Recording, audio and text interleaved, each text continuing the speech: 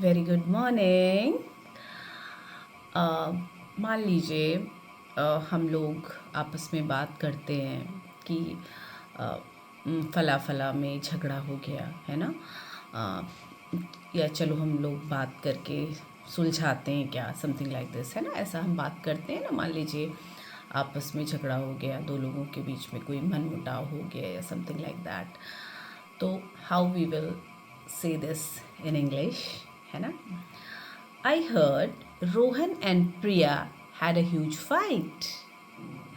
Should we ask them for to patch things up?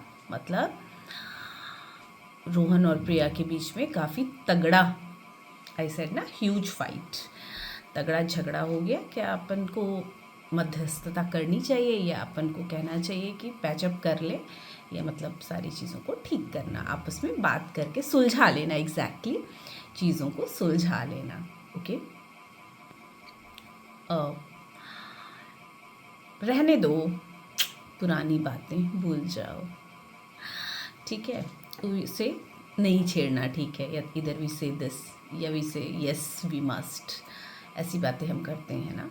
तो when we say yes we must, then we continue to talk with them and all. और जब हमें कहना होता है कि रहने दो, then we can use a beautiful idiom, let the sleeping dogs lie. Let the sleeping dogs lie मतलब क्या होता है, मतलब पुरानी बातों को मत छेड़ो, पुरानी बातों को एज इट इज़ रहने दो। ओके, मतलब it's better not to bring old things in argument. It's better not to bring up old arguments, ठीक है। जस्ट लीव इट, पुरानी बातों को उठाना ठीक नहीं है। Late the sleeping dogs lie. Okay, पुरानी बातों को मत छेड़ो, पुराने तारों को मत छेड़ो, अपन कहते हैं ये भी वर्ड। ओके, या अगर हमें कहना है कि दोनों की गलती रही होगी, या भाई दोनों के बिना तो झगड़ा हुआ नहीं होगा। व्हाट वी से इन हिंदी, दोनों हाथों से ताली बजती है ना, ताली दोनों हाथों से बजती है, एक हाथ से नहीं बजती है ना सर। हम कैसे कहेंगे, we will say like that, it takes two to tango. ठीक से बोलिए, it takes two to tango. Okay, मतलब ताली दोनों हाथों से बजती है। ओके, शायद इसमें दोनों की गलती रही हो। ओके, दोनों की गलती हो सकती है। फिर वी यूज टू टॉक कि हाँ yes, but they are good friends. Friend की बात हो रही है, या कपल की बात हो रही है, या नेबर्स की बात हो रही है, कोई भी हो सकता है, ठीक है। कि हमारे कोलीग्स की बात हो रही है, इट डिपेंड्स। ओके, एग्जैक्टली जैसे कहते हैं ना कि जो रिश्ते होते हैं वो दो तरफा होते हैं, दोनों तरफ से कोशिशें बराबर होनी चाहिए, है ना। So exactly we can say relationships are a two way street.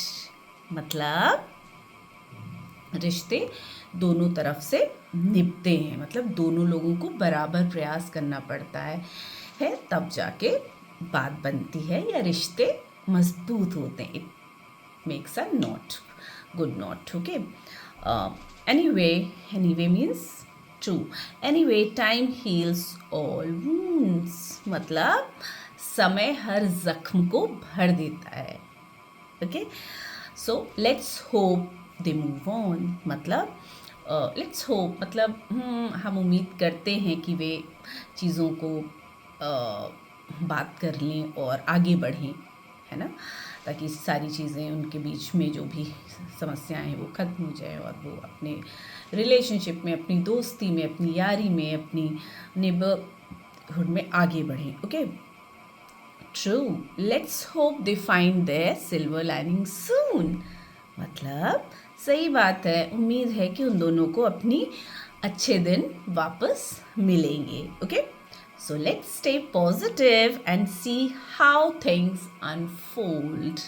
मतलब लेट्स स्टे पॉजिटिव, मतलब एक अच्छी उम्मीद रखते हैं, पॉजिटिव अप्रोच रखते हैं, और देखते हैं कि समय क्या दिखाता है या क्या समय खेलता है खेल, ठीक है। अनफोल्ड, किसी चीज़ को खोलना, तो कोई भी चीज़ होगी तो that will be according to the time, समय से ही होगी अपने, है ना।